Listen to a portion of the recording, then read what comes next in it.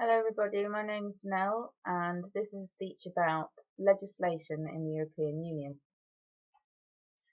Ladies and gentlemen, I've been researching how European Union legislation is passed because the topic of the week at Leeds this week is the European Union. So I'd like to give you a brief summary of how this works and then move on to talk about how it affects the British public. So first of all, it's the European Commission that proposes legislation.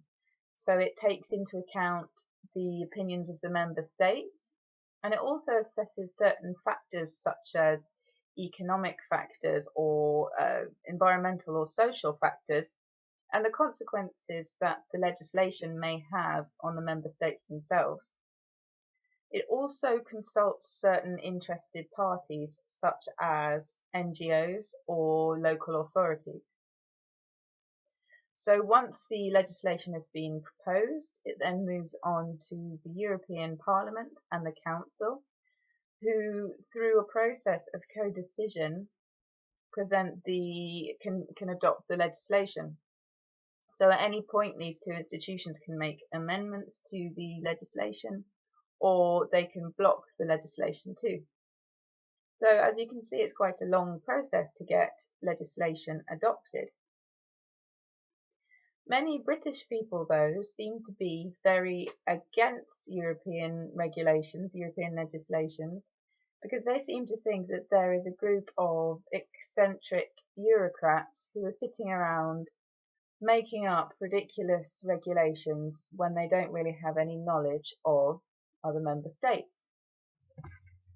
However, the regulations can have positive effects on our daily lives.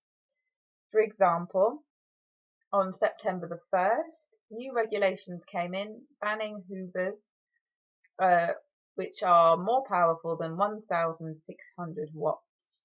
And this is because of the European Union's commitment to energy efficiency. However, Mr. Dyson, who is the creative director behind Dyson Hoovers, was absolutely outraged by this decision because he said that it would mean his customers could no longer buy the best Hoovers on offer.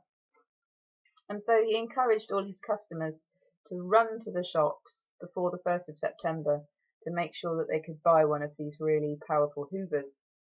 And Dyson was so cross about these regulations that he's now seeking a judicial review and is campaigning to leave the European Union.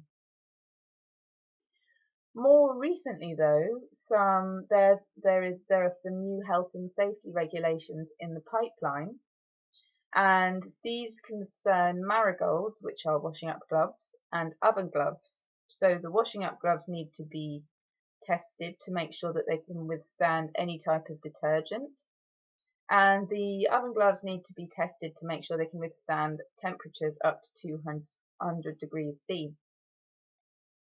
However, there has been backlash by the British public because this could mean that prices of these two items could go up by up to 20%, which is quite a large proportion. Mr. Hancock, who is a Conservative business minister in the UK, is currently trying to block these regulations because he says that, in his own words, they are balmy. However, you need to remember that the European Commission is actually trying to prevent severe burns in the kitchen. There is such a large amount of negative feeling towards European Union regulations in the UK that lots of tabloids, lots of different newspapers actually really exaggerate these regulations and sometimes even invent them altogether just to promote the negative feeling. One example was in 2006 when one tabloid reported that Bombay Mix, which is a type of spicy snack, was going to have to change its name to Mumbai Mix because Bombay Mix was politically incorrect. Tabloids have also completely invented things, as I said before. Some of the things that they've invented have been the fact that the European Union are planning to ban altogether cucumbers that are too bent, or corgis, or fireman's poles. So in conclusion, you can see that the thriving Euroscepticism in the UK sometimes leads the media to exaggerate completely regulations. And it's easy to forget that the UK government is actually involved in making these regulations, and legislation is rarely passed unless the UK government agrees. Thank you.